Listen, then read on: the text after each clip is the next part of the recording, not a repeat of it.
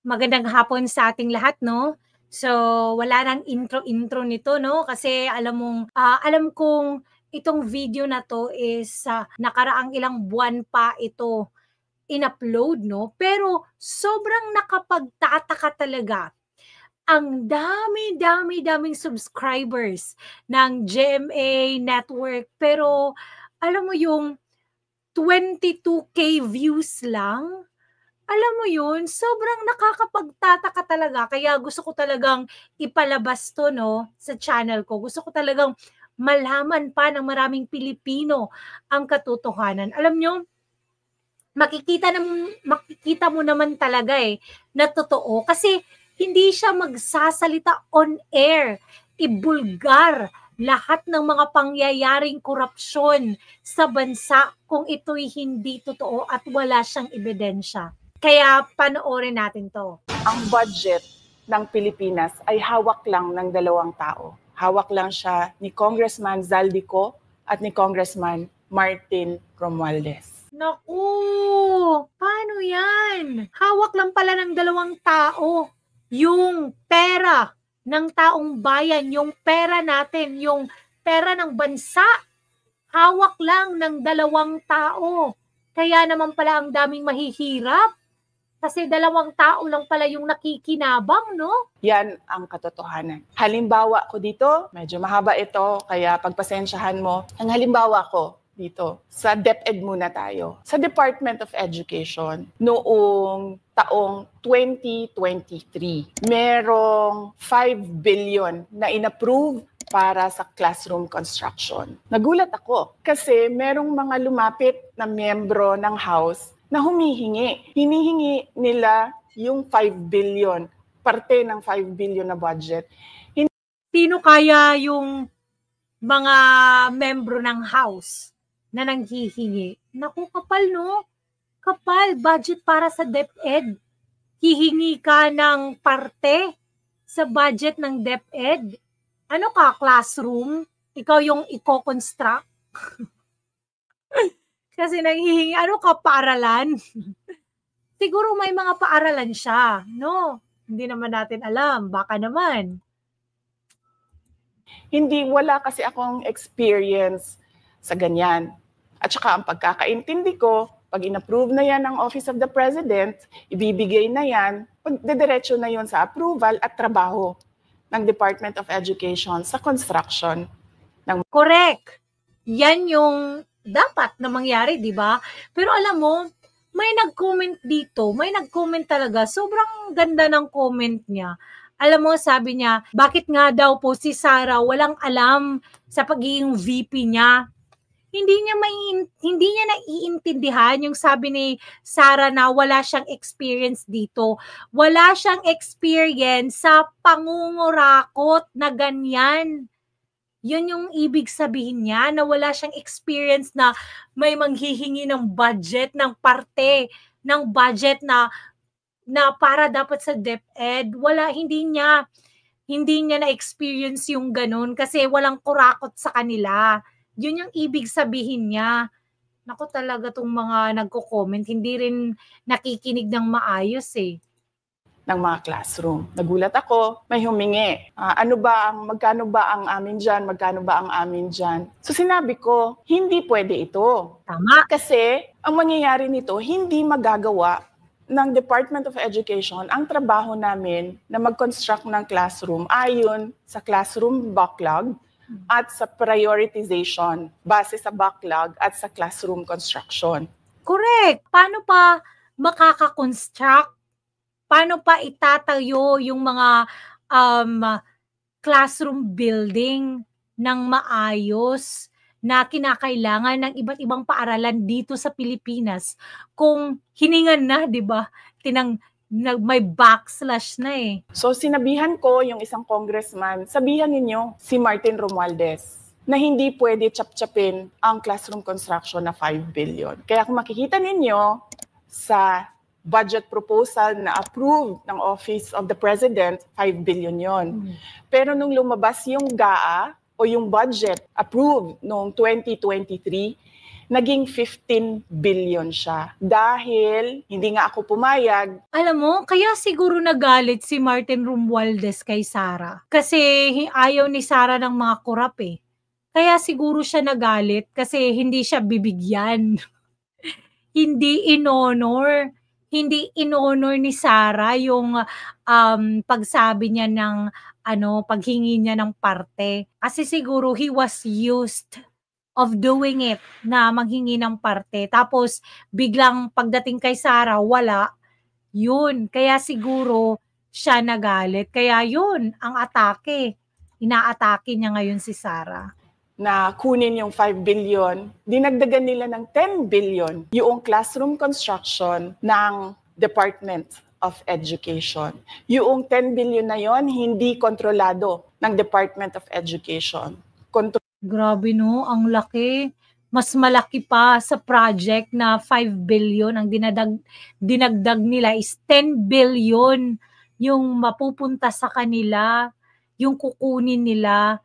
Tapos yung 5 billion para sa DepEd, para sa construction building ay parang kakampot na pera lang para sa compared sa 10 billion nila. Alam mo yun? Grabe. Trolled yun ni Congressman Zaldico at Congressman Martin Romualdez. Hindi ko na kailangan ng corroborative witness dito dahil makikita niyo yun sa papel. Makikita ng taong bayan yun sa papel. NEP 5 billion, lumabas ang budget approved, 15 billion. So maiintindihan niyo, 'di ba? Bakit pa tayo magbo-budget hearing para sa Office of the Vice President? 2 tao lang naman ang nasusunod sa budget ng bayan natin. Grabe. Grabe no, sobrang sakim sa pera. Sobrang mo 'yun? Bilyones yung pinag-uusapan dito samantalang tayong mga mahihirap. Mahirap na nga hanapin yung 1,000. Mahirap na nga kitain yung 1,000, yung billions pa kaya. Tapos sa kanila, grabe, pirma lang. Pera na. Wow! Grabe yung Pilipinas.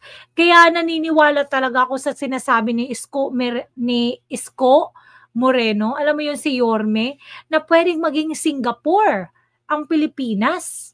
Kasi kung ikukumpara mo yung Singapore 50 years ago sa Pilipinas, mas grabe pa talaga yung kahirapan sa kanila. Pero ngayon, tingnan mo yung Singapore.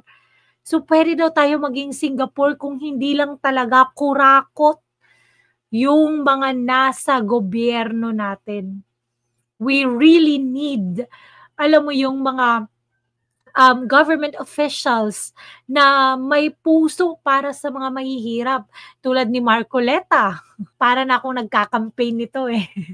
Yes, tulad ni Marcoleta talaga. Number 1 sa balota yan for senator. Halimbawa, taong 2024, kung makikita nyo, ang approved na budget ng Office of the President para sa classroom construction ay 19 billion. Noong lumabas na ang House version ng Appropriations Bill, ay naging 24 billion ito. So, approved 19 billion, paglabas sa House, naging 24 billion.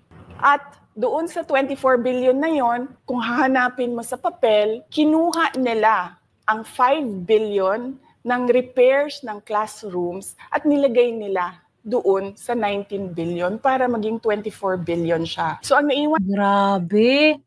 Ang lupit nila, no? Sobrang lupit. Alam mo yung ginawang 24 billion para sa kanila na naman yung 5 billion na yun. Grabe. At sa isang signature lamang po ay mapapasa kanila yung pera natin, no? Ng taong bayan. Naku, grabe talaga. Grabe, sobra, lupit. So ang naiwan sa repairs, sa kawawang mga classroom, ay 1 billion. Hindi naman yata kasya yung 1 billion na yun, no? Para sa mga, para sa mga repairs ng mga classrooms. Kung dito nga lang sa amin, naku, yung mga classrooms dito, alam mong konting kembot na lang talaga, babagsak na yung mga kisame. Tapos palagi na lang kaming mga parents, palagi na lang talaga kami nag-donate, alam mo yung palagi na lang nagpe-pledge, palagi na lang may bayarin para ipa-repair yung mga classrooms. Pero ito tong mga pero itong mga congressman na to, grabe, payaman ng payaman sa pera natin. Grabe, dapat talaga marinig to ng buong mundo eh. Marinig to ng bawat Pilipino sa buong mundo. Grabe talaga, wow. Makikita nyo, sa papel, nandyan yan.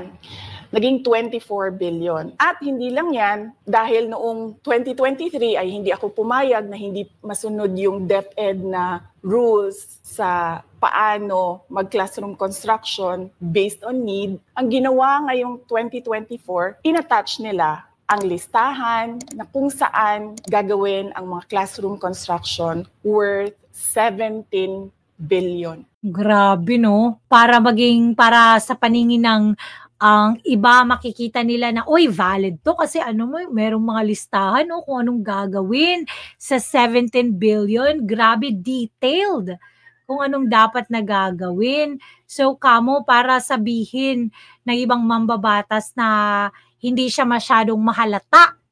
No? Grabe talaga. Makikita nyo yon sa papel. Pagdating namin sa Senate, nakita yon ng mga senador. Tinanong nila ang Department of Education, totoo ba o hindi totoo na galing sa inyo ang listahan ng 17 billion ng mga classroom construction? So sabi namin sa mga senador, hindi totoo. Hindi namin magagawa yung trabaho namin. Hindi natin masosolve ang classroom backlog kung ganito ang nangyayari.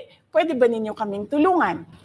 Yung mga senador naman, very helpful sila. Oo, tulungan namin kayo. Kaya nga, kung makikita ninyo sa interpellation ng isang senador doon sa budget hearing sa Senate, tinanong niya diretso, galing ba sa DepEd ang listahan ng 17 billion? Galing ba sa DepEd ang listahan na inattach doon sa... Buti naman na may mga senador pa rin na may tamang pag-iisip, may puso para sa mahihirap. House version. Sinabi namin hindi galing sa amin yan. On record yon. Makikita nyo sa mga videos, balikan nyo yung mga videos. Makikita nyo. Yes, my concern, Madam Chair, Mr. President, under the GAB, I observed that there was an increase in the budget for the construction of new classrooms from 19.6 billion to 24.6 billion. However, this is my concern, which you mentioned earlier, that the repairs and rehabilitation of classrooms was decreased from 6.5 billion to 1.5 billion. I also have information, Madam Chair, Mr. President, that 24.6 billion allocated under the GAB, but only 9.8 billion from the allocation is left to the discretion of DepEd. Saktong 5 billion talaga kasi 19.6 billion ginawang 24.6 billion. Tapos para sa mga rehabilitation, repairs ng mga classroom, 1 billion na lang. Sobra. Grabe, lupit talaga ng mga taong to. Kailangan ng witness. Kasi makikita nyo sa papel. Tapos dumating ang BICAM, walang nangyari dahil ang nasusunod doon ay si Congressman Zaldico at si Congressman Martin Romualdez. Kaya nandun pa rin, naka-attach yung 17 billion. So walang nagagawa yung BICAM? Baka yan na naman din ang nangyayari sa budget ngayong 2025, no? Siguro kaya yun blanco-blanco kasi hindi din naman nila madidiktahan kasi wala din naman silang isusulat doon kasi si Romualdez naman din pala yung may doon, may say. Wala naman palang say kahit sino kasi pwede din niyang baguhin kahit anong gawin niya. Walang makakapigil sa kanya. Alam mo yung walang parang bakit si Romualdez ba yung presidente natin? Bakit siya yung nagdidikta sa budget ng Pilipinas?